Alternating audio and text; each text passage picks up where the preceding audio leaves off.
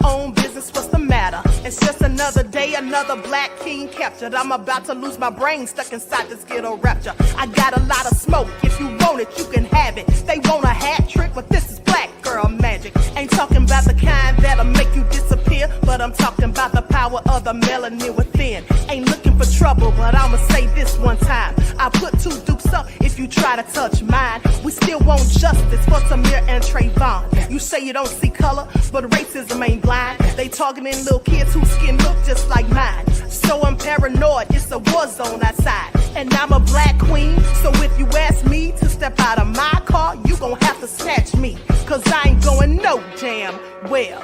Had to spend my whole life living unfair. Ancestors got my back and they right here. You can never understand, it's a nightmare. Living in my black shoes by the black rules. You can keep your handshake, I don't dap coons. The white man that go nuts if he can't shoot. But you all on his side like a damn fool. Make it make sense. We are oppressed. Queen. We are exploited. We are downtrodden. Make it make sense. We are denied not only civil rights, but even human rights. Ahmadiyyah. So the only way we're going to get some of this Ahmadiyyah. oppression and exploitation Queen. away from us or aside from us is come together Queen. against the common enemy. Who taught you to hate the texture of your Ahmadiyyah. hair? Who taught you to hate the color of your Ahmadiyyah. skin? Parents, pay attention to the books, the school system, even to your little children. Lies mixed with wisdom. His skin too bright, so he was blind to the prison. My skin just right, so I collide with division. You trying to pray to God, but we tired of religion. No savior saving, we got to save our savings. We used to pay miss, how we gon' make the slave rich? But who's to blame, and tell me why you complaining? We need a team effort just to rule the nation. Like a bad relationship, missing communication. We missing moderation. They're trying to get a poison to my population. No reparations, I'm getting tired of Satan. We are oppressed. Queen. I'm getting tired of waiting. We are downtrodden. Queen. We are denied not only civil rights, but even human rights. Ahmadiyyah. So the only way we're going to get some of this Ahmadiyyah. oppression and exploitation Queen.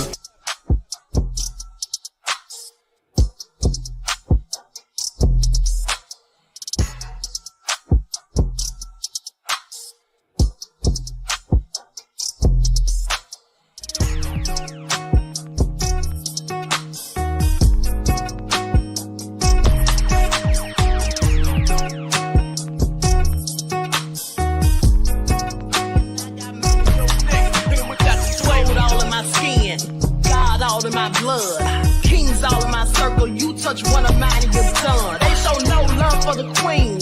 Why you hating on me? Is it cause I'm free and I got Malcolm X in my jeans? I got dreams like King Luther, shed blood like Kunsa. You ain't here for my people, I ain't got nothing to say to ya. I want all the smoke like hookah. Talking reparations. America won't be great until they give us compensation. I'm like, I'm the hottest right now. I see a bunch of lames out here trying to jock on my style. They be doing too much.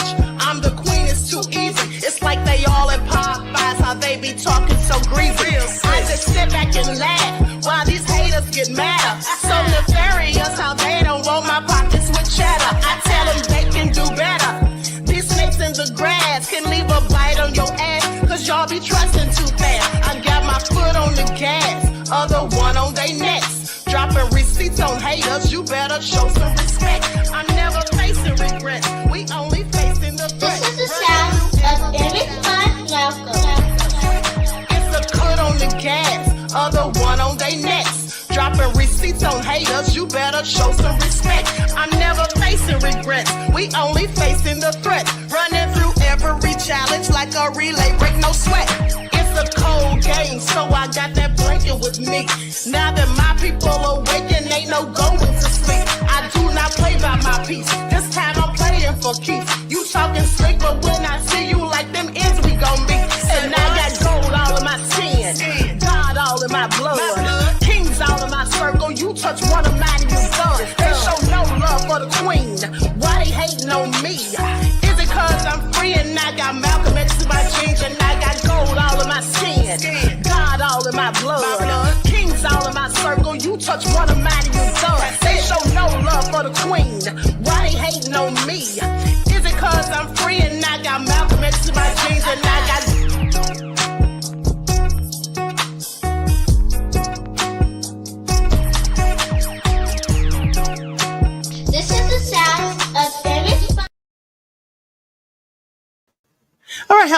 everyone. Thanks for tuning back in once again to the Queen Ahmadiyyah Shakur TV show.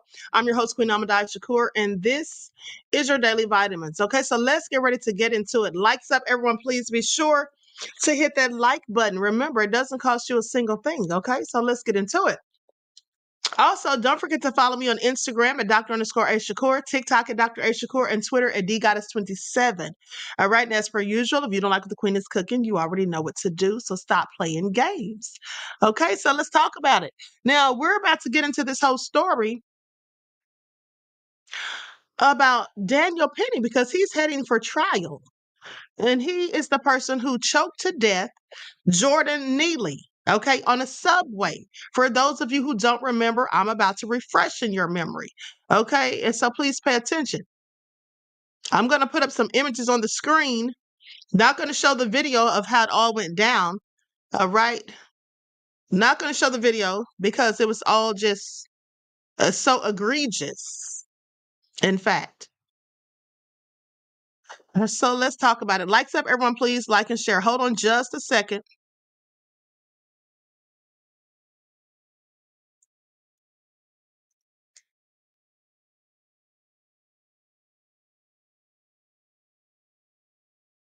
Okay, so now keep in mind that Daniel Penny is a Marine. So we already know that how that's going to play out into the courtroom. Okay, that's the image right there of what we all saw and witnessed when this all initially happened. So here's what his attorneys are saying. Daniel Penny's lawyers will try to put jurors in that train car and ask, what would you do? Well, that's a good question, depending on who the jurors are. Are they going to be people who look like me or people who look like Daniel Penny? 9 times out of 10, they're going to look like him.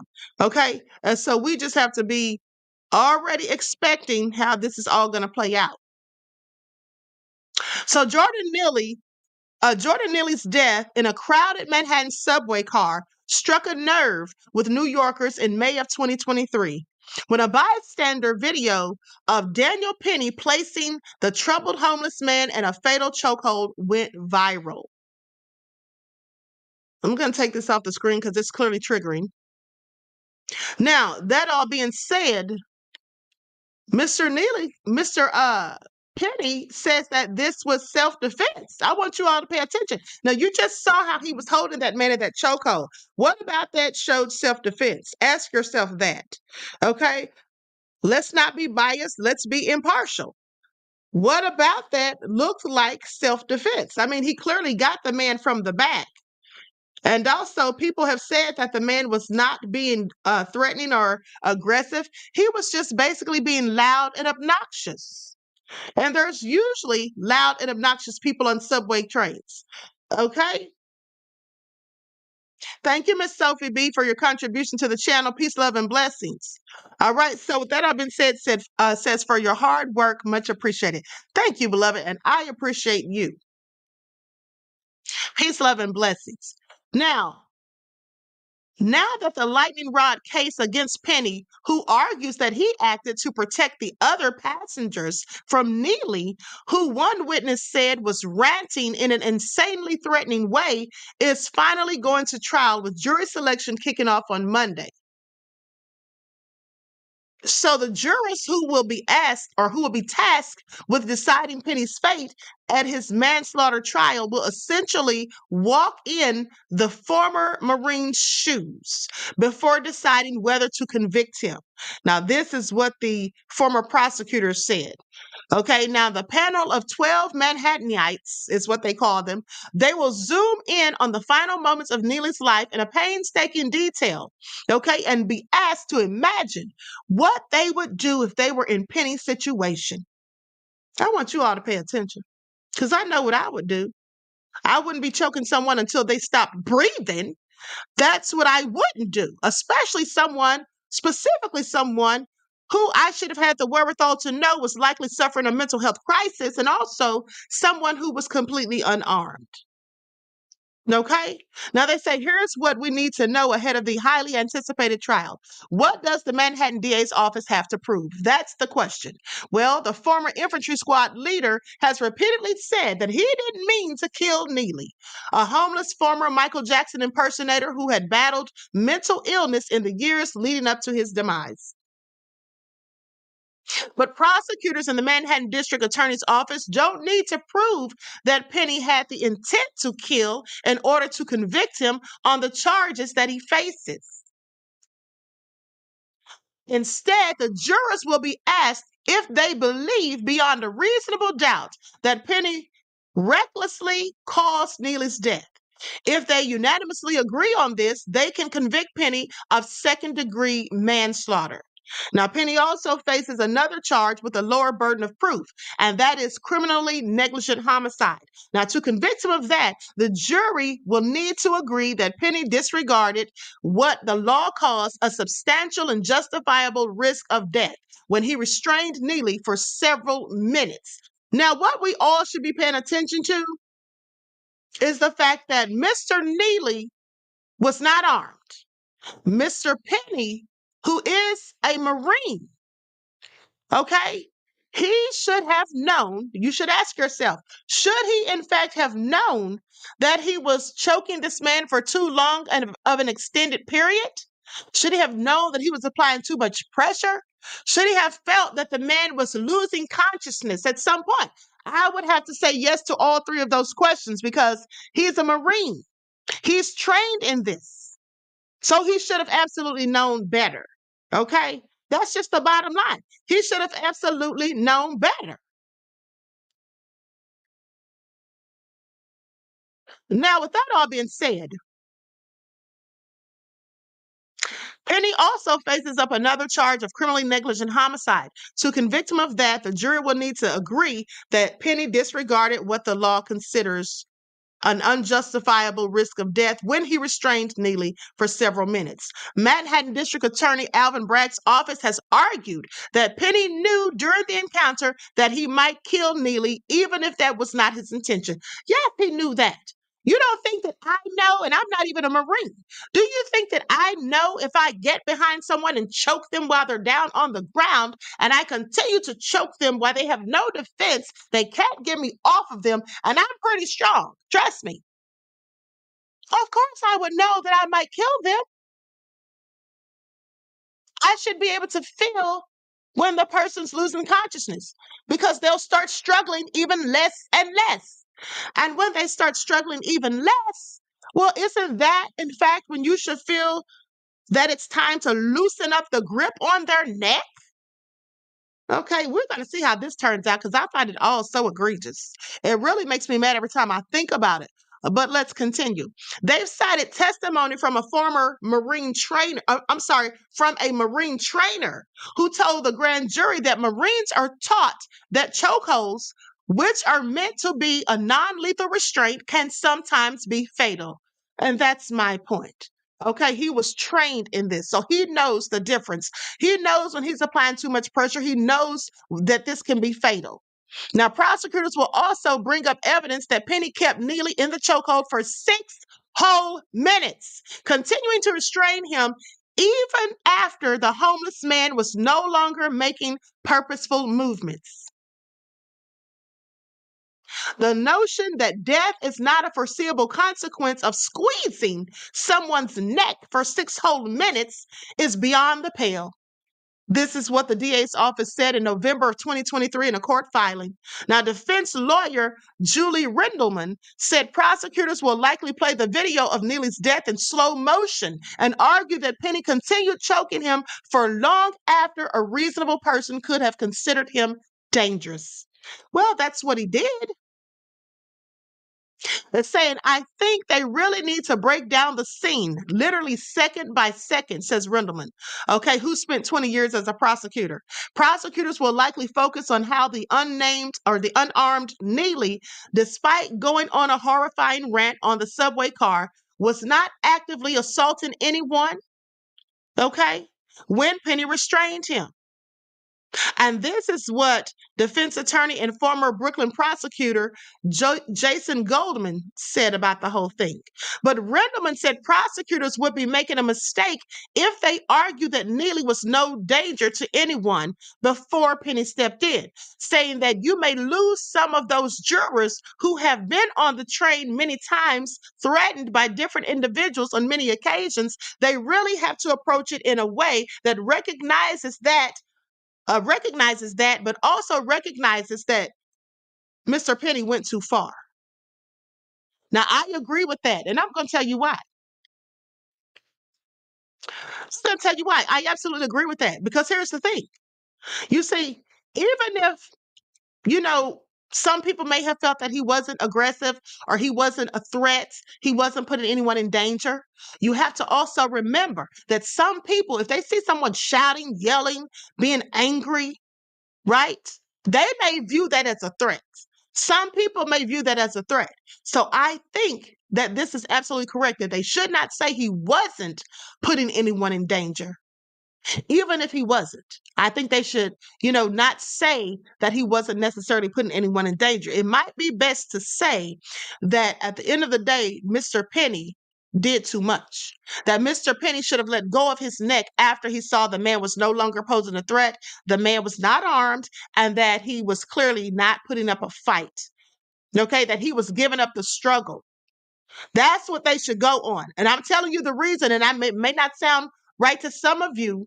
You may want to feel like, oh, they should just say that he wasn't in danger at all. Well, see, that's what you really shouldn't say, because like I said, perception is reality. And the reality of it is that some people would have viewed him likely as a threat, specifically a person who doesn't look like me.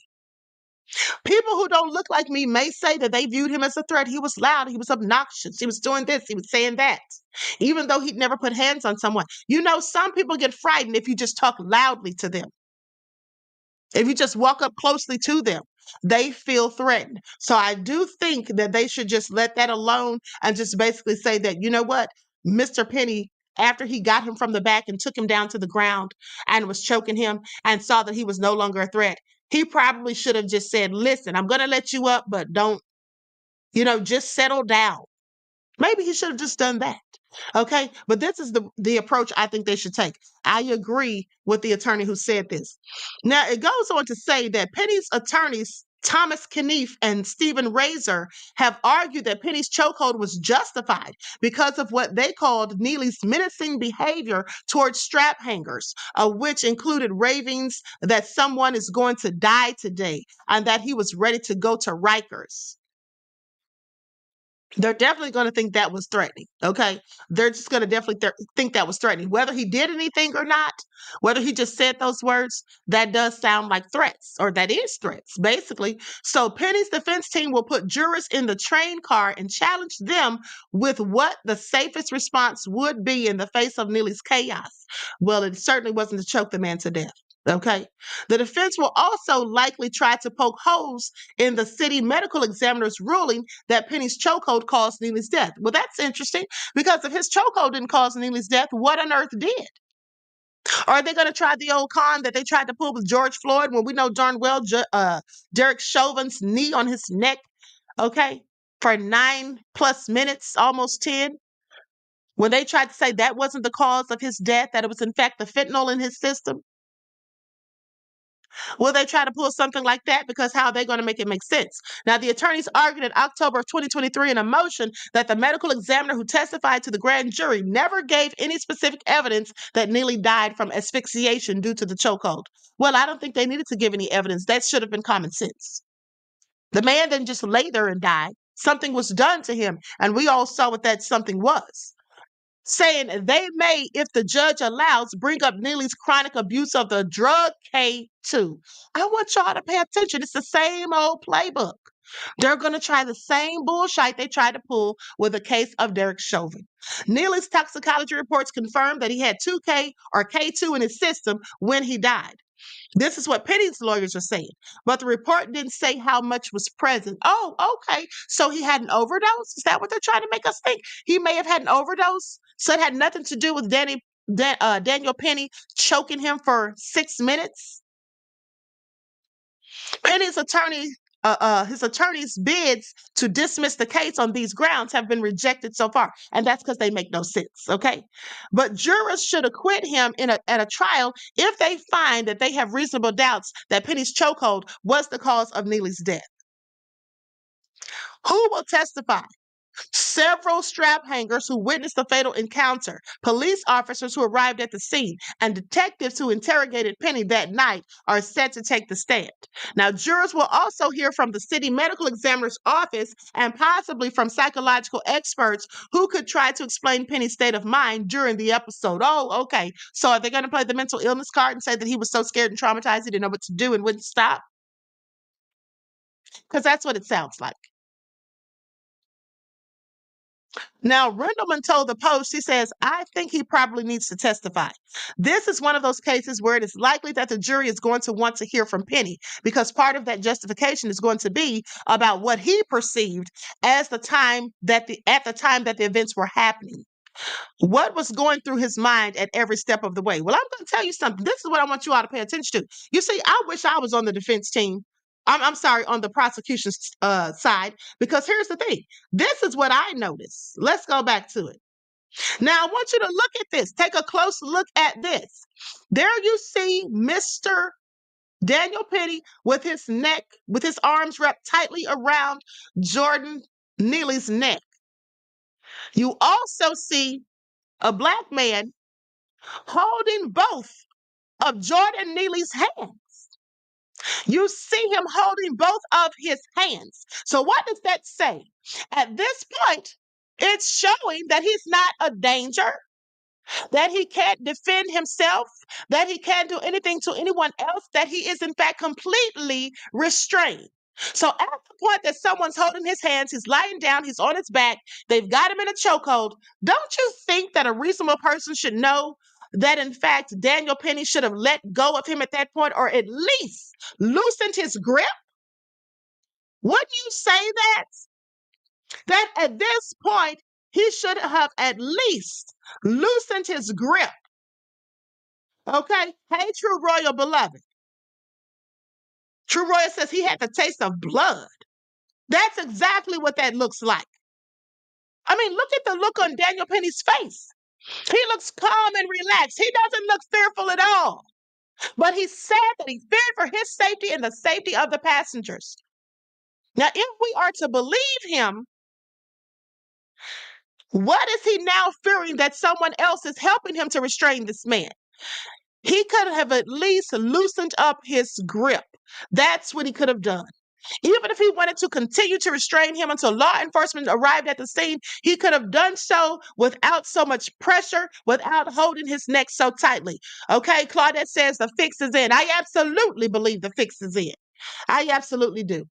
They're going to play everything they can because this man's a Marine. They're going to act like he's a hero, that he swooped in to save the day because he feared for the safety of not only himself, but the other passengers as well. And he had to do what he had to do. That's where they're going with this, the defense team. That's where they're going with this. Please pay attention. Now, how much time does Penny face behind bars?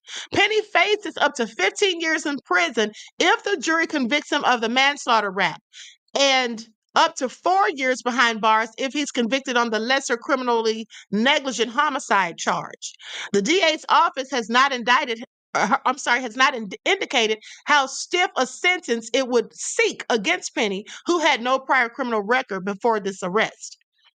The final say on Penny's fate in the event of a conviction would come down to Manhattan Supreme Court Justice Maxwell Wiley, who's presiding over this case. Now, the Manhattanites on the jury may have had their own frightening experiences at some point on the subway, picking the panel particularly key. This is what Goldman says, saying that jury selection is always a big part of any case, but for this one in particular, multiply that by 10. Now, outside the four corners of this case and the legal standards, there will certainly be big feelings involved.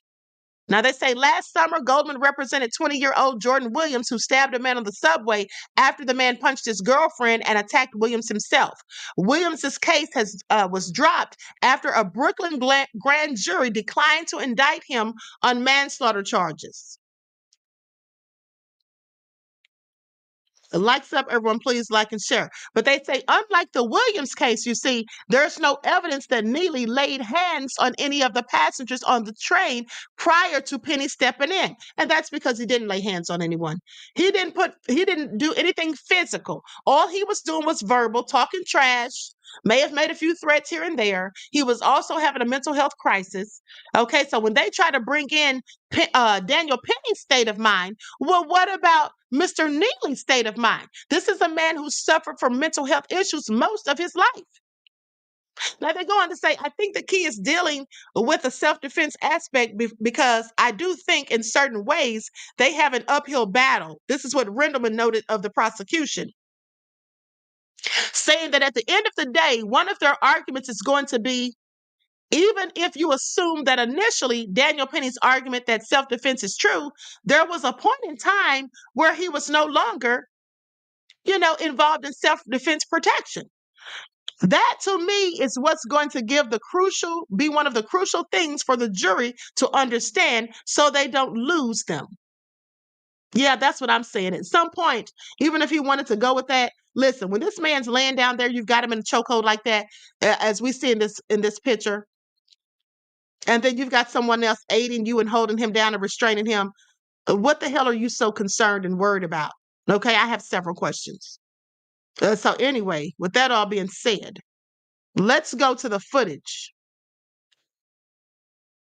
Likes up, everyone, please like and share, because at this point, it's jury selection time. And the trial is supposed to get underway this week. Here we go. Likes up. Likes up. I'm going to share my screen.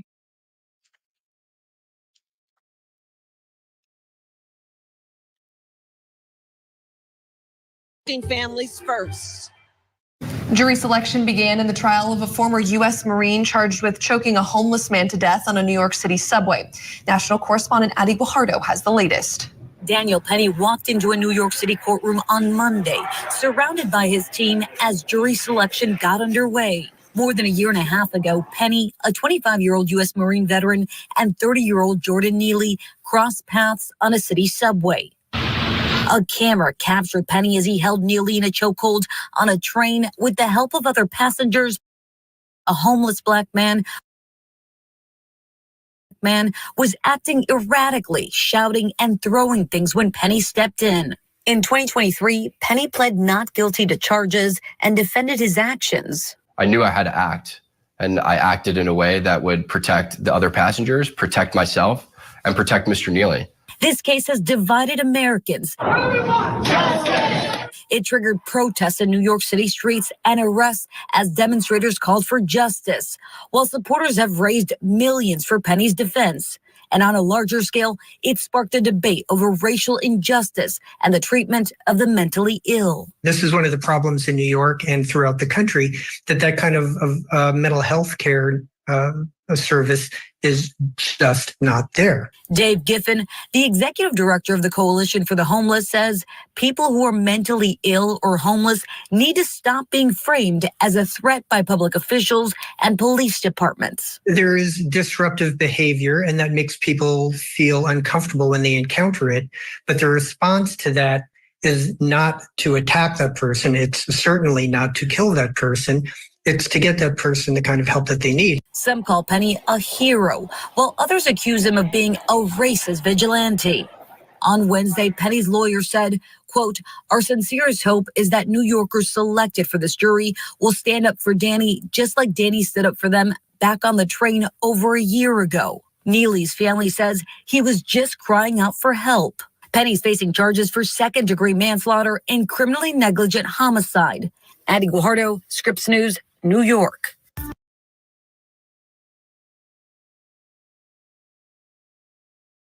Let's keep in mind that Mr. Neely was frustrated He's a homeless person. He's suffering from mental health issues. He's clearly having a mental crisis, a mental health crisis. Let's also remember that this man had not had anything to eat for a couple of days, I do believe they said. Okay? Can you imagine the frustration, the anger? At the end of the day, someone who's already mentally unstable. Greta said he's not a hero and did not protect anyone. No, he didn't. And then I find it interesting that On Purpose says Penny raised over $1 million for his defense. Yes, he did. And you see, that's because when these people who look like him are accused of doing certain things to people who look like me, their people come together and donate money. And that's something that we need to be doing. That's something we need to be doing. We need to be donating to the defense funds of our people when they are accused of things that we believe that they should not even be accused for. When we believe that there's been some sort of criminal, or some sort of injustice perpetuated upon them, we should be doing the same thing. Because here's the thing, even if one of our people is accused of doing the same to them, you see, they give their people the benefit of the doubt, as should we. And we should start donating just as well. That's right. Exact says they're all on code. Exactly. Let me tell you all something that I've told you all a myriad of times before. You see, the problem that I have with people who look like me is that most of us are not on code. Most of us are not on code. And I'm going to tell you why. Here's the thing. When you hear people who look like me, let me tell you what some of us do. I don't do this. Maybe some of you don't do it. Maybe most of you don't do it. Maybe none of you do it. But some of our people, here's what they do. If there are 100 things that we all have to choose from or decide on, if we can agree to 99 of those things, but then one of us or some of us disagree with one single thing, then the others will throw us under the bus. That's what our people do. They will literally throw you under the bus because they disagree with one single thing you do. Okay? One single thing. That's all it is. I've had people do it to me when I'm online. If I talk about something in a certain way that some of them don't like, for example, when I'm going in on Kabami, they might say, well, Queen, I can't follow you anymore because, you don't like Kabami. You're not going for Kabami and all of that. But at the end of the day, you're going to get mad with me and just cut me off because I don't go along with your thinking on Kabami, because I have a contrary opinion and view, because I'm an independent thinker and don't involve and engage in group think, because I dare to think on my own. So you're going to just cast me aside and stop watching? Okay, that's fine. I don't care. You see, I never care because I know how fickle some of our own people are. But that little thing right there, the fact that some of our people, I'm a Mom Magazine says, I like you. Thank you, beloved. I like you too. Okay, but my point is, some of our people will just cast us to the side because we have one little thing they don't agree with, because we say or do one little thing. Everything else we've done, 99 other things out of the 100, they've all agreed. We've all agreed. They're fine with that. But that one thing, oh, Queen, so you don't agree that we should have red Kool-Aid with dinner? So you want grape Kool-Aid. Well, yeah, I can't rock with you anymore. This is how some of our people are. But the difference is with people who look like Daniel Penny, they can actually have 100 things to decide on. They can disagree on 99 of those things and only agree on one. But that one thing that they all agree on is enough to make them stay on code and stick together. You know why? Because here's the thing. The thing about white people that I absolutely admire, this is something that I admire about white people and that I hate about Black people. You see, white people go by the utilitarian method. Okay? They will do what's in the greatest good, the best interest for the multitude of themselves. They will do it. But most Black people will not. You see, most Black people worry about themselves. And their families, they don't worry about other Black people sometimes. And then if another Black person disagrees with the group, they want to just kick them out. That's what most of our people do. And that's very sad. And that's something that we absolutely have to stop doing if we ever want to even the playing field. We have to start staying on code. Let me give you an example of staying on code. Let me give you an example of staying on code. When I have been preaching and telling you guys, oh, I'm going to vote for Dr. Shiva. Remember I kept telling y'all that? I'm not voting for Trump or Kabami. I'm voting for Dr. Shiva.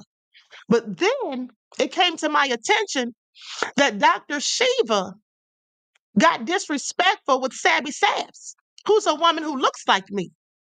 And then it further comes to my attention that he called her a house ninja. Now, I didn't say, well, that's what he said to her. That didn't have anything to do with me. I'm cool with Dr. Shiva. That's on her. That's between them. No. If you called her a house ninja, I have a problem with that. Because that's just like you calling me a house ninja. You calling any person of my skin tone a house ninja, that's not cool and it's disrespectful, and I'm not going to rock with you. You're cut off. You understand what I'm saying? That's how you stay on code. But sadly, many of our people just won't do it. And so Daniel Penny has gotten all of these donations for his legal defense. How many of us would donate to someone's legal offense? How many of you donated to Orthel Wallace, okay, aka Ozone, when he was going to trial for taking the life of that officer who attacked him, in my opinion, for no good reason? For no good reason. Now, I want you all to pay attention. I don't ask for donations. I don't hold fundraisers. I don't do any of that on my platform. But when people came to me and asked me, can you do a broadcast about Othel Wallace? Can you do something about him because we're trying to raise money for him? Can you at least drop the link to the website where people can donate? Of course. Will I donate to him? Yes, of course. Because at the end of the day, I feel like it was an injustice. Okay? I feel like it was an injustice. So at the end of the day, that's what we had to start doing. If we don't stick together, then who's going to stick beside us? We have no allies. Okay? At the end of the day, because if push comes to shove, even the people you think are your allies are going to turn on you. If it's between us and them, they're going to stick with them. And that's what we have to do. Okay? That's what we have to do. At the end of the day, you can't be mad at them for doing what they do, because that's really what they're supposed to do.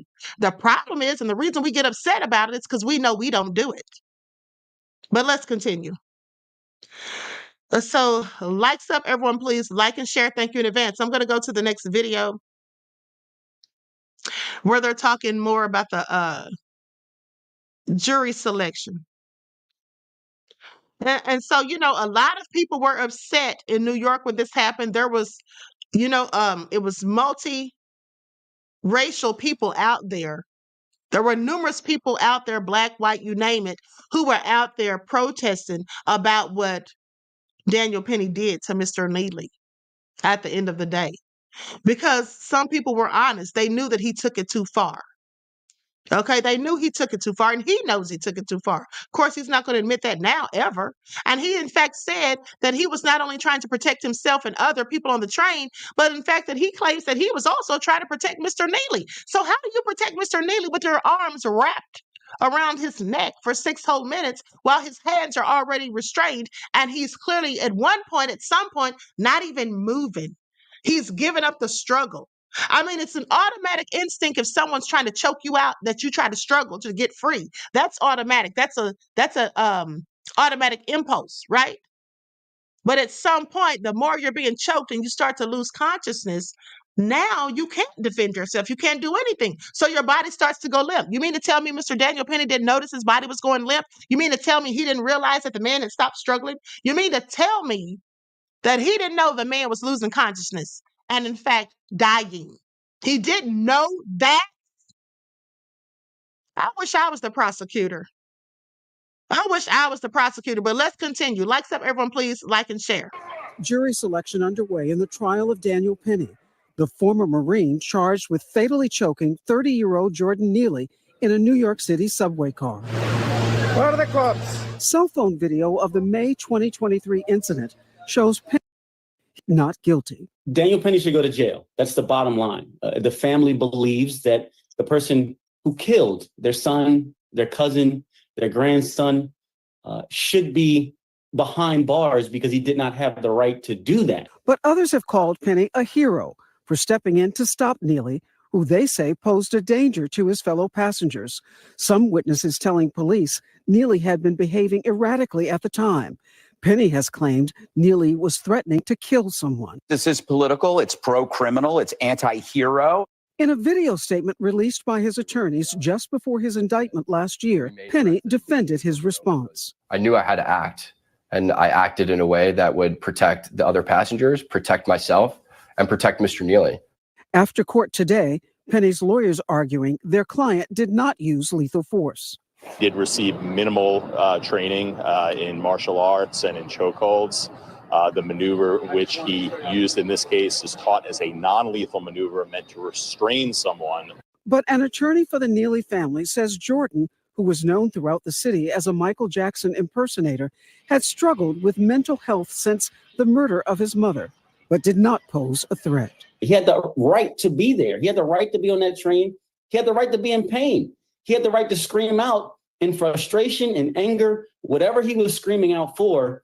We had the freedom of speech here in this country, and Jordan was entitled to that same right without someone saying, you're screaming, so I'm going to literally choke you to death. And with that, Rahima Ellis joins us now in studio. So the video is obviously going to be a big part of this case, but what other evidence do they have in this case? Let me say something real quick. So when they're trying to make this argument, his Daniel Penny's attorneys, that is, when they're trying, you see, I want you to pay attention to how they're trying to downplay his military training. They said he had minimal training on these chokeholds. No, he didn't. That's BS. Because when they start training you on these things, they tell you that it can be lethal. He's saying that the attorneys are saying that he didn't use lethal force, but of course he did. That's why Mr. Neely is dead. He did use lethal force. He absolutely did. They're lying. That's BS. And when they say that he got minimal training, they're lying again. Because for one, wasn't he like the leader of his brigade or something like that? Okay. So at the end of the day, this is just all BS. Greta says, I peeped that, Queen. Says, I peeped that, Queen, the downplay of military training. Yes. He knew what he was doing. Oh, he had minimal training in the use of these chokeholds and some martial arts. That man knew exactly what he was doing. He knew exactly what he was doing. There's no ifs, ands, and buts around it. Okay, he needs to go to prison. He needs to go to prison. Don't try to downplay what he did. First of all, as far as I'm concerned, he really had no damn business putting his hands on that man, period, unless that man put his hands on someone else. You see what I do? Let me just tell you all something. And I want you all to pay attention to what I'm about to tell you. I was in a store one day in a bad part of town. I was in a store and there was a line of people and I was standing in line. And there was a guy who was loud and obnoxious and screaming and yelling. And he was making threats. Now, mind you, this person didn't have any mental health issues. He was just nefarious. He gets into an argument with someone who walked in the store who owed him some money or something. I think that's how it all started. And so they were arguing and they were going at it. And the guy's making threats to the other guy. Now, I happen to know that in this part of town, it's pretty dangerous. I'm not going to say it's kind of dangerous, okay? Because it's like a hood place. It's like it's ghetto. They have a shootout every now and then. So as I'm standing there, I'm getting very concerned. I'm growing very, very concerned because these two guys are arguing. And I'm not sure if one of them, specifically the overly aggressive, hostile one who's so mad that this guy owes him money or whatever the argument was over, I'm concerned that just maybe at some point he may pull out a gun and start shooting. I'm concerned that at some point he may pull out a gun and start shooting. And so I'm standing there in the line and I'm just hoping that this doesn't escalate, to the point that somebody ends up getting hurt. I'm standing there and there's an elderly woman in front of me. She may have been like late 70s, 80 years old. And so as I'm standing there, I'm thinking, now I don't want to have to do something here because y'all know the queen stays strapped. And I'm thinking, now I don't want to have to do something here because I'm standing behind this guy who's being so aggressive and who's talking so crazy and who's making all these threats. So as I'm sitting here, I'm thinking, okay, maybe it'll just calm down and he'll just go ahead and leave without further incident. Now imagine, imagine now, if I had pulled out a weapon and shot him in the back because I thought that he was going to pull out a gun. You see, because that's what people like Daniel Penny tend to do. They do things like this, like take someone's life and then say, well, I thought that he was going to do X, Y, and Z. You could think a whole lot of things. Doesn't mean that any of those things you're thinking are going to actually happen and take place. So maybe you should exercise common sense and use a little bit of critical thinking skills and say, wait a minute, let me just see how this is going to play out. But no, Mr. Penny didn't do that. He did too much. That's what he did. Now, I want you all to also imagine if Mr. Neely was the one who saw Mr. Daniel Penny talking loud, being obnoxious, throwing a rant, going on a whole tantrum for whatever reason. And Mr. Neely grabbed Mr. Penny and threw him down to the ground and kept him in a chokehold for 6 minutes or more while someone else was holding him by his hands. Do you think this will be going the same way?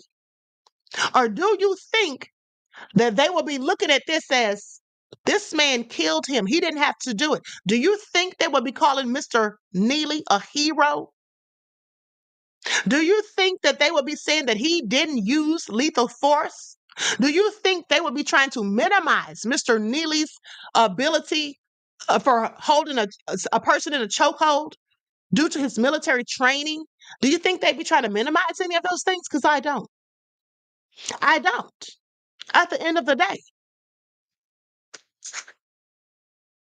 this is all so crazy. Terry Hinn said, Queen, thank the Most High you got out of there safely. Oh, thank you, beloved.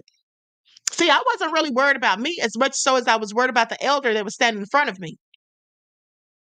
That's why I was already thinking, what will I have to do if such and such happens? But at the end of the day, I'm not going to sit there and just,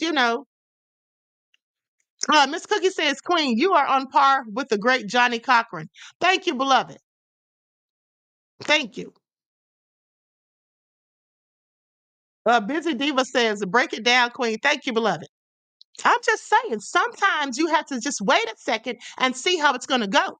If Mr. Neely didn't put hands on anyone, didn't pull out a weapon, what was it about him that was so threatening that you had to end his life?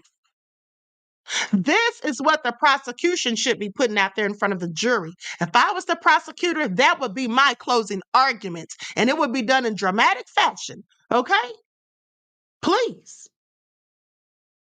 Greta said, Queen is one of the smartest women on YouTube. Thank you, beloved. I appreciate you.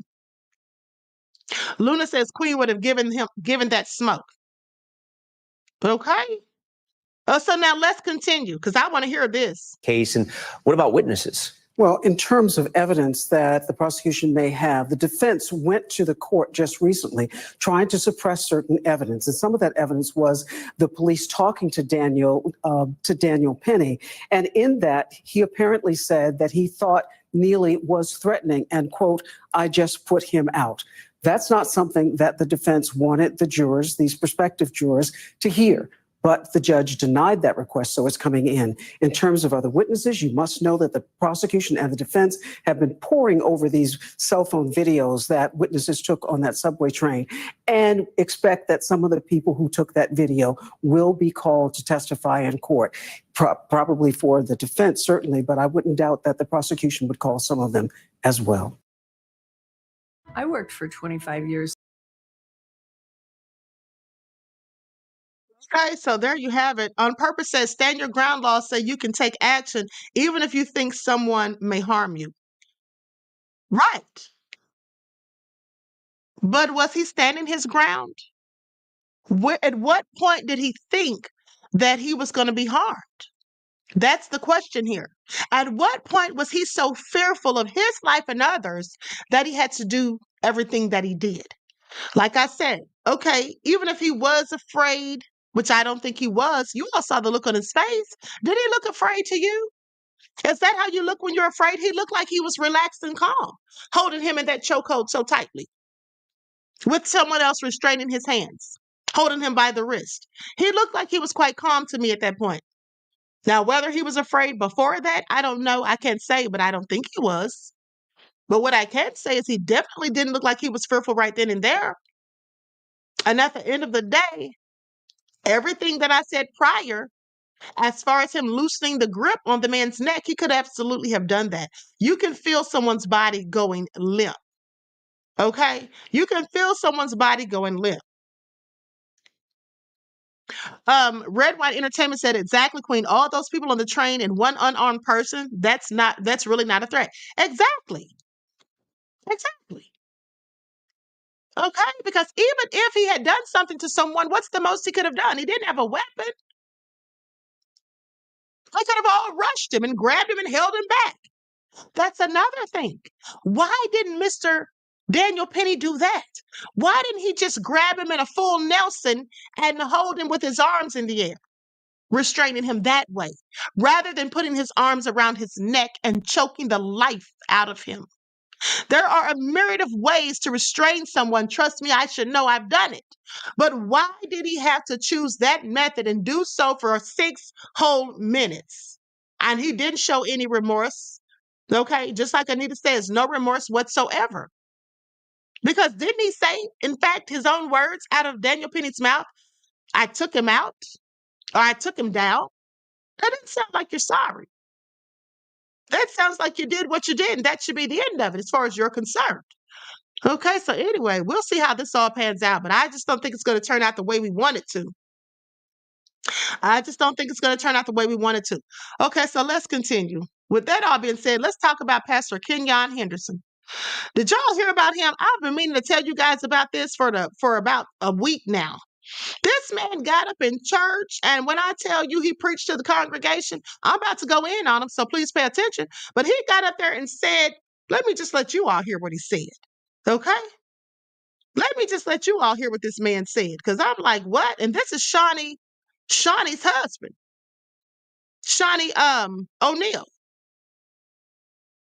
Likes up, everyone, please like and share. Here it is right here, talking about giving to the poor. Here's how he feels about that.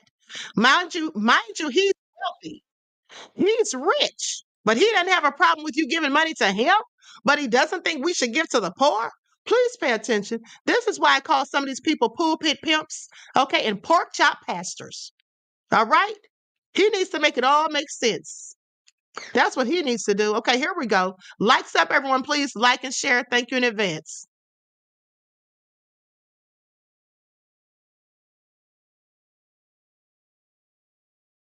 Something. Here's the other problem with the church is that anytime a person is in need, y'all go to running and dropping money. But let me tell you something. The poor will be with you always. And there is no blessing connected to blessing the poor other than getting back what you gave to them, but no multiplication. Multiplication is segregated for tithes and offering. When you give to the poor, the only thing you do is help them, but you don't help yourself. So when you give $1 to somebody on the street talking about I did my job, God like, thank you, but it ain't gonna help you. Read your Bible. Charity does not bring wealth. Only the tithe does that. Matter of fact, you don't believe me? Guess what I'm gonna do? I'm gonna preach on it. When they told me Aquaman was coming. No, he didn't. He said charity doesn't bring wealth. Okay, well, you know what? Lies he's telling. Charity absolutely does bring wealth because the more you give, the more you receive. And also, by the way, Mr. Henderson, Pastor Henderson, charity begins at home. That's another thing. What is this man talking about? You see, first of all, he's misusing the Bible. He's talking about tithing does. That's what he wants us to think, that tithing. First of all, let me tell y'all something. In the Bible, when they spoke of tithing, they were absolutely not talking about giving 10% of your finances. That's not what they were talking about back then, okay? They were talking about wheats and corn and things like that and grains. They weren't talking about giving 10% of your earnings, your hard-earned money. Okay? This is all ridiculous. Now, it's okay for them to give to him who's already rich and married to a millionaire, Shawnee O'Neal.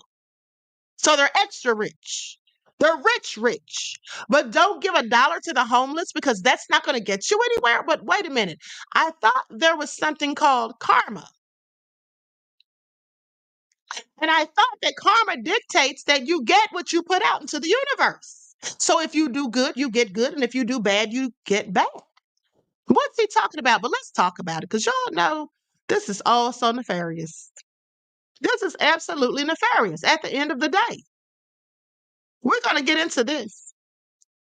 Sometimes pastors of any size church sprout backward witticisms that force Christians to scratch the wig right off their heads, like Pastor Kenyon Henderson, the founder and lead pastor of the 15,000-member Lighthouse Church in Houston, took to stage and said something that caused a double take with a fresh helping side of side-eye. Okay? The poor will be with you always, he says. And there's no blessing in blessing the poor other than getting back what you gave them, but no multiplication. So therefore, if we can't get anything out of it, see, here's the thing. You know who that would bother? That would only bother people who give just so they can get something. You know how some people do something just so they can get something back in return, whether it's praises, whether it's clout, whether it's double what they put in. Now, they may be disappointed by that. Maybe somebody with that sort of thinking would have a problem. But now that his congregation is second-guessing giving to the homeless and donating to shelters, it continues with a statement that sounds more like a page from a divine Ponzi scheme. Charity does not bring you wealth. Only the tithe does. That's what he said. So in other words, Christians get to give and give to get. What a deal. Is that moral, ethical, or even biblical, they say? Well, as the most substantial majority in Christendom understands, it's not any of them. Should giving to the poor be done if it only is to get something in return? You see, when I give to the poor, I don't want anything back. When I give to the poor, it's because I'm honestly trying to help somebody, and I'm not even rich. But if I give something to the poor, it's not certainly because I expect something in return. It's out of the kindness of my heart. Okay? I mean, so what is he talking about? Surely he doesn't have anything in his. This is another pastor leading the flock astray. Please pay attention. Now, any routine church member or Bible reader can tell you where Pastor Kenyon Henderson received his inspiration. Let's talk about it. Malachi chapter 3, the 10th verse, and this is in the NIV version. Bring the whole tithe into the storehouse, that there may be food in my house. Test me in this, says the Lord Almighty, and see if I will not throw open the floodgates of heaven and pour out so much blessing that there will be no room enough to store it. Okay? That's what he's talking about right there. He said, read your Bibles. Well, I've read the Bible over and over. Now, and here's what I know. The Lord multiplies your tithe. This is what he's talking about too. The Lord multiplies your tithe, born of obedience, because you give back what God supplied. Regardless of what we have or what we give, God is gracious to give back more than anything we can conceive. That's Luke, the 6th chapter, and the 38th verse. Now, while that is a kind reminder of God's love for his people, what is the spiritual principle we're supposed to glean from that Cracker Jack box theology? Tithe because God gives you more. Forget the poor because what's in it for me? It's what you should ask yourself. Is that what he's telling people? Of course it is. If by some strange chance people were searching for God's lottery machine when they gave to the poor, and then it's yanked out of their arm, okay, praying for triple sevens, and they find that Jesus had nothing for them after they gave to the poor. So they're supposed to be sad and upset and worried and feel like maybe I shouldn't have given anything to them after all because I got nothing. Now listen to this scripture, Luke 14, chapters 12 to 15 in the NIV version. Then Jesus said to his host, when you give a luncheon or dinner, do not invite your friends, your brothers or sisters, your relatives, or your rich neighbors. Key word is rich neighbors because that's Mr. Kenyon there. If you do, they may invite you back, and so you will be repaid. But when you give a banquet, invite the poor, the crippled, the lame, and the blind, and you will be blessed. Although they cannot repay you, you will be repaid at the resurrection of righteousness. You see, that is in the Bible too, Pastor Henderson. Now, did he just skirt past that scripture? Or he just decided not to use that one as an example? Because this one is not saying what he wants, and it doesn't suit his narrative of give all your money to the church and none to the poor. You ain't got time for them. They homeless. They're going to stay broke. They're going to stay down in the gutter. Okay, you're going to always have poor people. Giving them $1 or $2 is not going to help you. It's not going to give you any multiplicity. Is that what he said? Well, yes. He's not using this scripture, but let's continue. And Kenyon Henderson's message, it's all about the Benjamins. His premise is giving to God first. Here's the thing about that. You see, God doesn't need my money or your money. How does God, who made the stars, the skies, the moon, the sun, the earth, the trees, all of the other planets, made us? Why does God need our money? What's he going to do with it? Spend it where? So we're supposed to go give our money to the church because that's for God, because that's what God needs. God doesn't need our money at the end of the day. And anyone who thinks that he does is foolish. These people who are giving all this money and tithes to the church should just go ahead and admit, stop lying, stop playing the game. Okay, stop trying to, put the smoke and mirrors in front of the rest of us. Stop acting like you're doing that for God, because what you're doing is you're doing it for your pastors and you're worshiping your pastors. That's what you're doing. You're worshiping your pastors, the people who think like that. At the end of the day, the only thing God wants us to do is to be good people, to try to help others, to be more prone to giving than to asking for something and trying to receive. This man is a whole hot mess. I still can't even believe that he really said that out loud. Now, to be fair, Henderson did not say that people will not be blessed for giving to the poor, but since the poor will be with you always, there isn't so much shine on that sacrifice. You're not alone if you think Betty Rant's thinking is being taken out of context. Enter into the fray Mr. Brian Smith, obligatory spokesperson for the Lighthouse Church Ministries, who said, unfortunately, the few seconds shown are completely out of context of the entire message, which is that one should not wholly substitute tithing with giving to individuals. It is absolutely not true that the sermon was meant to discourage individuals' reasonable service. Oh, yeah, that's exactly what it was. That's exactly what it was. Okay? And giving to the tithing of the church that you belong to shouldn't have anything to do with giving to the poor. Shouldn't have anything to do with it. It should not even be a comparison. And that's exactly what he was saying. Don't try to sweeten it up. Don't try to sugarcoat it now. He's already said it. And then how do we take it out of context? You see, we didn't have to hear the rest of his sermon to know that that's what he said. Now, the official message from Pastor Kenyon Henderson has drawn the ire from outside and inside his Houston church. The intent from the pulpit may have been one of extortation and evangelism, but his message ended up sounding like selfish, sectarianism. Don't give the poor because you won't get a BOGO deal of blessings. Although Smith is responding to a scripture twisted into an Auntie Annie's pretzel from the mall. I love Auntie Annie's pretzels, by the way, but let me continue. He feels the urge to let us know that even Lighthouse Church gives for no apparent reason or expectation, saying the church's benevolence program has provided more than $451,000 this year in charitable giving, including to neighbors in need, local students, and scholarships to graduating high school seniors. In August, our Light Fest back to school event gave free school supplies to 700 local kids. We have 30 different ministries that bring hope, strength, and love to anyone seeking God's grace and salvation. But the question is, why were you doing it?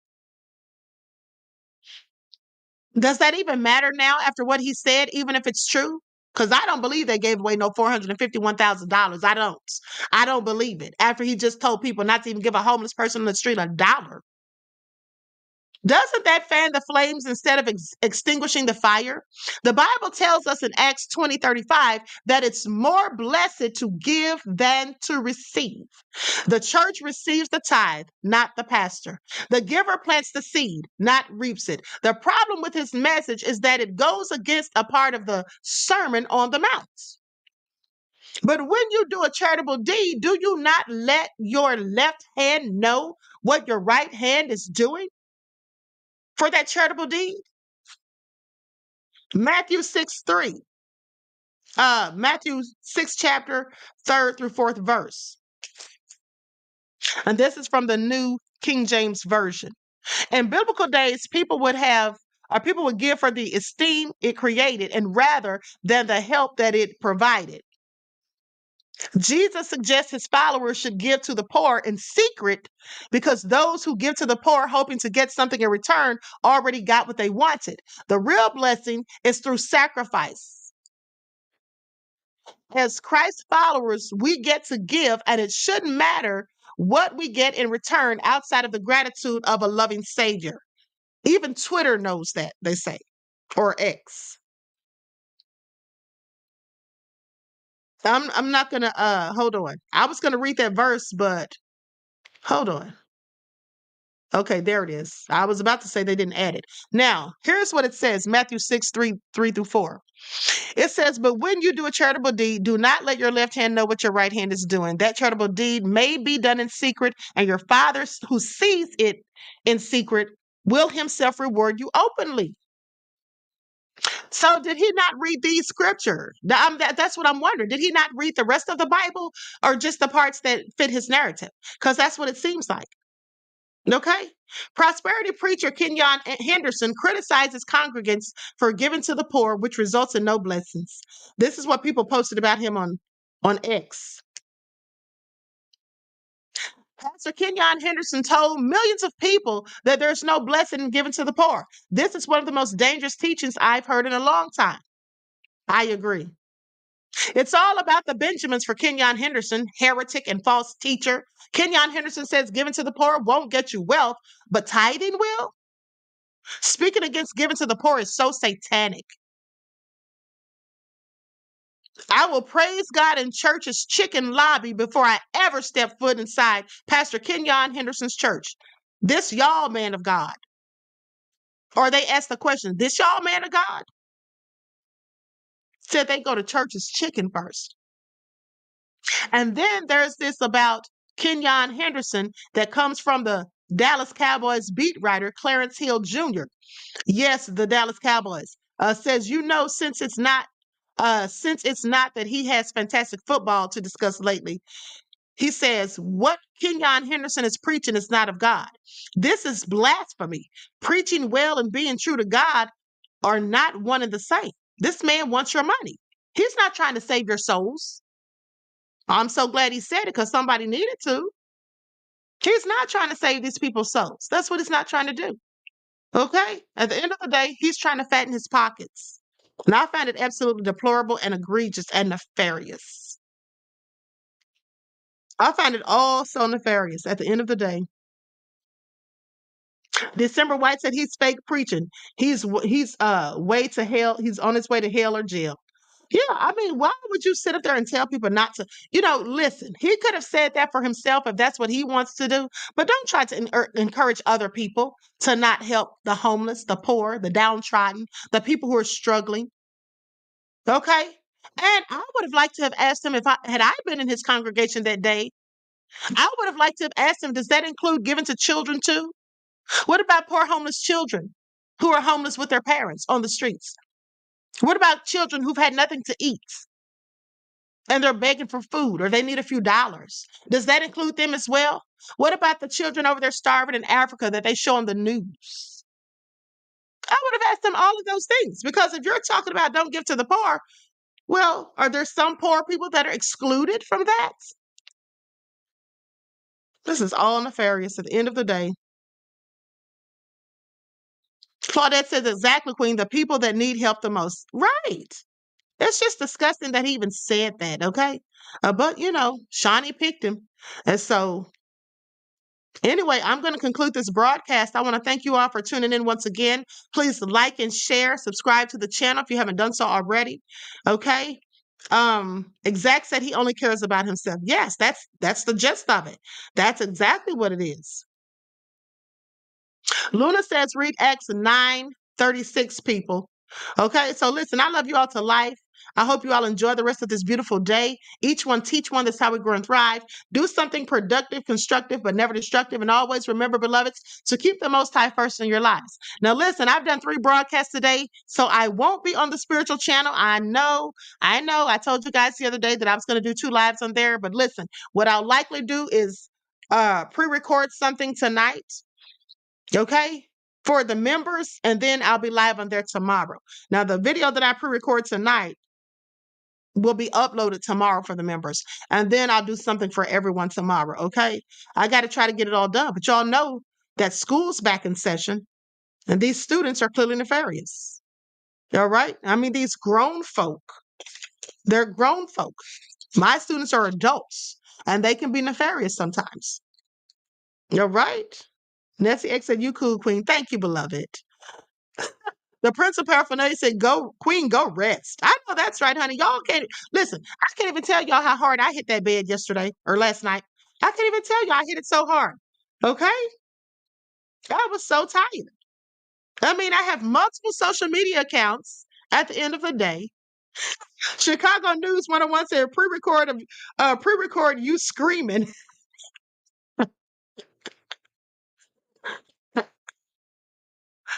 Oh, y'all are something else. Sophie B says, thank you and enjoy. Thanks you, Queen. Thanks, Queen, and enjoy. Everyone enjoy. Thank you, beloved. Okay, so listen, I love you all to life. I hope you enjoy the rest of this day. Each one teach one. That's how we grow and thrive. Do something productive, constructive, but never destructive.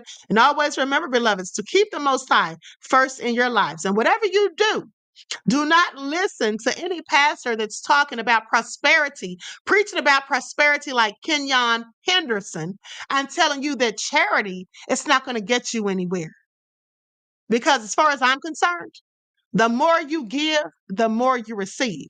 And it's not about you giving so you can get something. It's when you do it from the kindness of your heart and you're honestly and sincerely trying to show love to someone else. And if you don't have money to give someone, just give them a kind word. It doesn't cost you anything. Sometimes when I'm out and about on the highways and byways of life, running errands, doing whatever I'm doing, I say nice things to random people that I don't even know. And it's because I'm high vibrational and I want them to be high vibrational. And if I see someone that looks like they're down on their luck or someone who's feeling sad or going through something, I try to help them out. A lady came up to me one time, I'll never forget, when I was not feeling so good. I was going through some things, and clearly the stress was showing on my face. This was years ago. And this lady came up to me, an elder, and she said, "Excuse me." She said, "Something in my spirit just told me to come and pray with you. Is that okay?" And I said, "Absolutely." And she held my hand and she prayed for me. Do you know how much that lifted my spirit and released the stress? Okay, at the end of the day, a kind word can speak volumes. So even if you don't have a dollar to give, charity comes from the heart. It comes from within. Okay? Remember that. So I hope you all have a wonderful, blessed rest of your day, and I love you all to life. Okay? Don't forget to keep the Most High first. Always. Peace.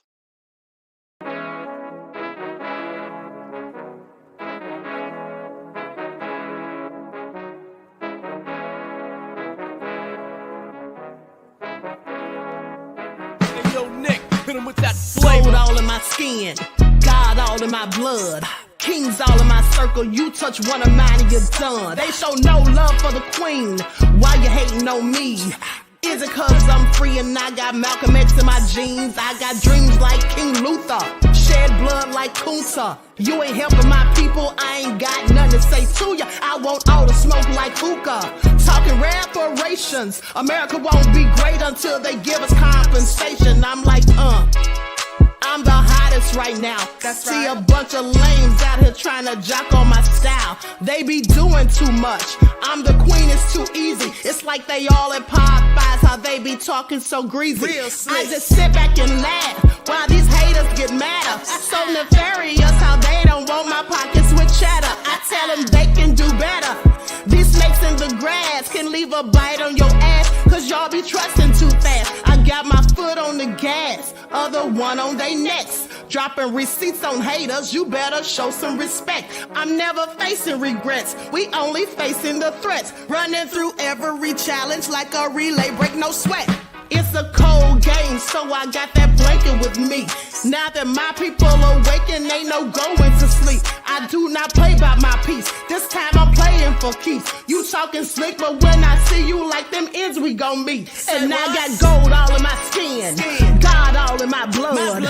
Kings all in my circle, you touch one of mine and you done. They show no love for the queen, why they hating on me? Is it cause I'm free and I got Malcolm X in my jeans and I got gold all in my skin, God all in my blood. Kings all in my circle, you touch one of mine and you done. They show no love for the queen, why they hating on me? Is it cause I'm free and I got Malcolm X in my jeans and I got...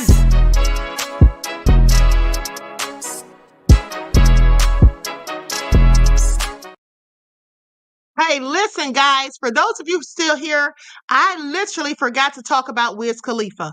Okay? I literally forgot to talk about Wiz Khalifa. How did y'all let me forget? How did y'all let me forget? Hold on. Hold on, beloved. I saw somebody put it in the chat. Y'all know I be on 10 sometimes. Hold on. So let me go ahead and get that out. Hold on. Let me see here. I cannot believe I completely forgot about it. Hold on, beloveds.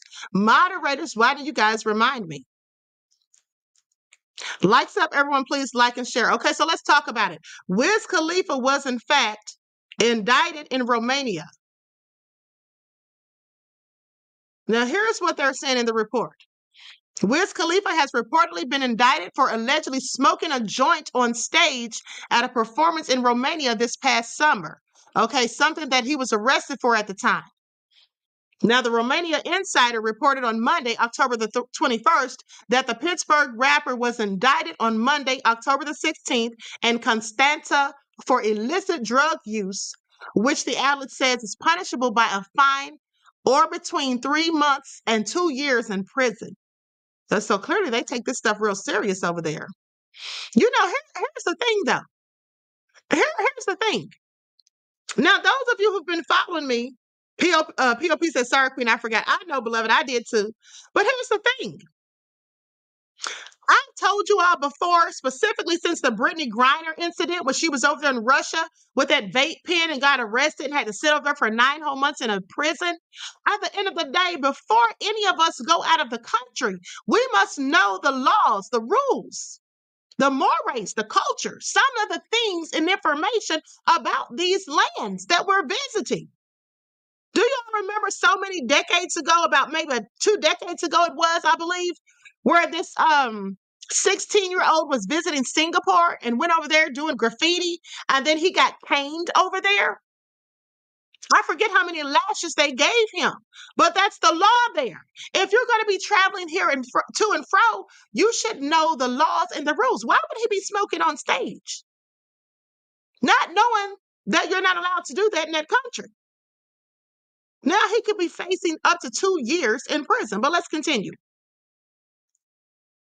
So it goes on to say the event happened at the Beach Please Festival on July the 13th. According to the Hollywood Reporter, the rapper was charged with illegal drug possession before being released in custody or from custody. Now, Romania's anti-organized crime prosecutors, they stated at the time, investigations revealed that during a performance at a music festival in Costanesti Resort, Constanța County, he possessed more than 18 grams of cannabis, which they call a risk drug, and consumed another quantity of cannabis on stage in the form of a rolled cigarette.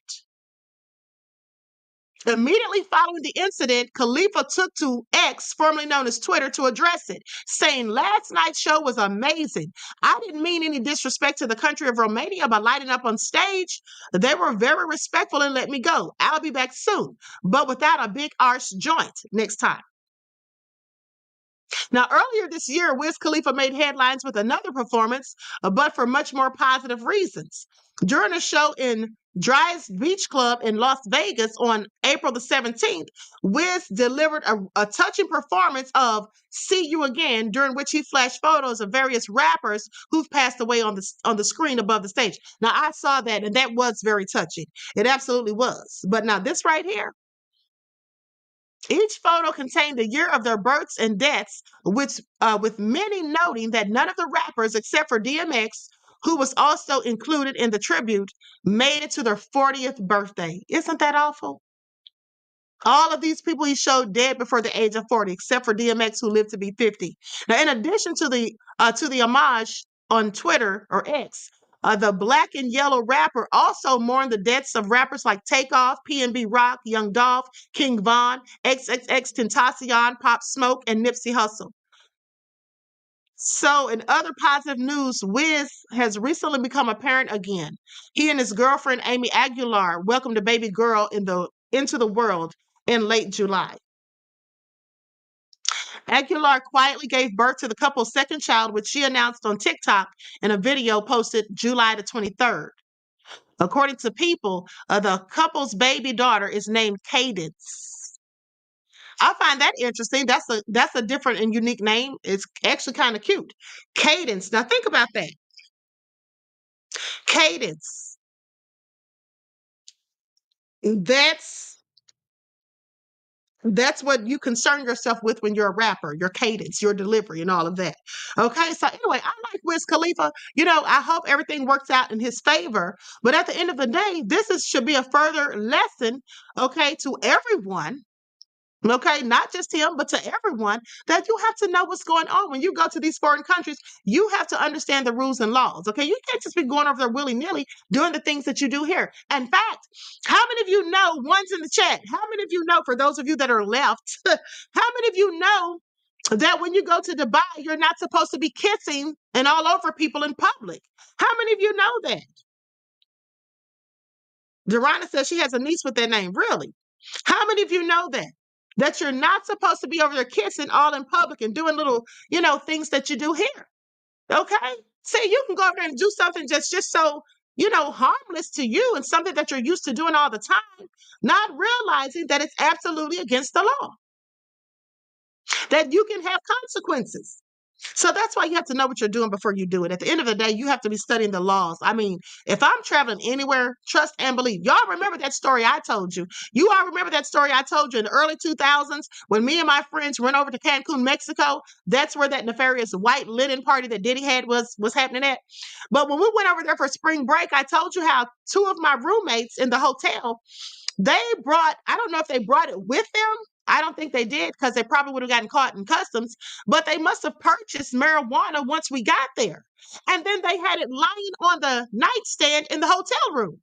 Now, they had left to go somewhere. I came back from somewhere and saw it lying there. I said, what? Are they crazy? We're over here in Mexico and we just got here the day before and we literally saw the Mexican police pull up, snatch somebody off the curb and lock them up because they were smoking. The same thing Wiz was smoking. And at the end of the day, I said, are they crazy? Do we really want to get locked up over in Mexico? Then we have to call the UN and all of that stuff and go through. And who wants to be in a Mexican jail over there with nobody to come and get you out? This is all ridiculous. So I took their weed and flushed it down the toilet. I took it and flushed it down the toilet because what you're not going to do is get me caught up in your BS. So I don't smoke weed. Okay? I don't smoke weed. I know most of y'all in the chat probably do, but I don't. Tracy says, yes, no talking slick to men in Dubai if you're a woman. Exactly. You got to know the laws and the rules. Okay. So anyway, let that be a lesson learned. Okay. So with that all being said, I love you all to life. I hope you enjoy the rest of this beautiful day. And thank you for reminding me in the chat that I forgot to talk about Wiz. Okay. Otherwise, I'd had to come on here and do a whole nother video. Juju said, not flushing down the toilet. Yes, I did, honey. And they didn't know anything. They didn't know I did it until they saw my video, because prior to that, they thought that the maid threw it away or stole it. That's what they thought, because they came back and they were like, Queen, do you know the maid, she must have stole our weed? We had it laying right here. We came back to the room and it was gone. I was like, really? The maid took your weed? I didn't fess up to it, but at the end of the day, y'all not getting me locked up, honey. I don't got time, honey. I don't throw rocks at the penitentiary, whether we're in the U.S., Mexico, Brazil, anywhere. I'm not doing it, okay? It's a no for me, is all I'm saying. And I'm not trying to go to jail, all right? I'm not trying to go to jail, especially over something I didn't do. I didn't bring that weed and put it in that hotel room, okay? So anyway, Juju said, I know to hide my tree from you. You don't have to hide it from me, but I'm just saying, if we're out in a country where you know that you're not supposed to be smoking, yeah, you might want to hide it, Juju, if that's the case. Okay? Because I'm not going down for you. That's all I'm saying. So anyway, I love you all to life. I hope you enjoy the rest of this beautiful day. Okay? So until next time, beloveds, peace.